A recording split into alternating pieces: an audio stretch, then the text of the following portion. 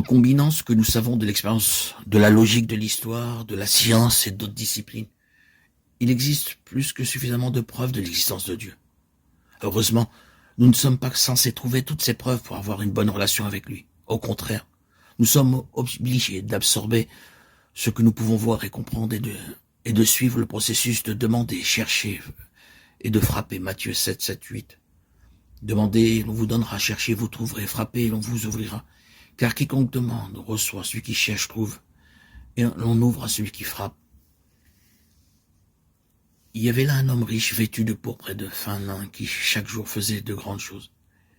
Et à sa porte était couché un pauvre nommé Lazare, couvert d'ulcères, qui désirait se rassasier de ce qui tombait de la table du riche. Même les chiens venaient lécher ses ulcères. Le pauvre mourut et fut porté par les anges auprès d'Abraham. Le riche mourut aussi et fut enseveli.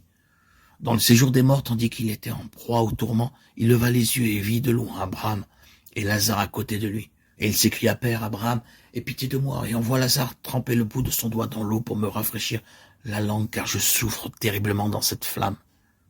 Et il dit, Père Abraham, aie pitié de moi, et envoie Lazare tremper le bout de son doigt dans l'eau pour me rafraîchir la langue, car je souffre terriblement dans cette flamme. Abraham dit, mon enfant, souviens-toi que tu as reçu tes biens pendant ta vie, et Lazare aussi les maux. Mais maintenant, il est consolé ici, et toi, tu es dans l'angoisse. D'ailleurs, un grand abîme a été établi entre nous et toi, afin que ceux qui voudraient passer d'ici vers toi ne puissent pas, et que personne ne passe de là vers nous. Abraham dit, je te prie donc, Père, d'envoyer Abraham dans la maison de mon père, car j'ai 5 frères, afin qu'ils les avertissent, de peur qu'eux aussi ne viennent dans ce lieu de tourment. Abraham dit, ils ont Moïse et les prophètes, qu'ils les écoutent. Abraham répondit, non, Père, Abraham, mais si quelqu'un des morts va vers eux, ils se repentiront.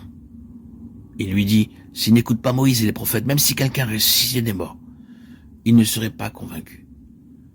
Luc 16, 19, 31.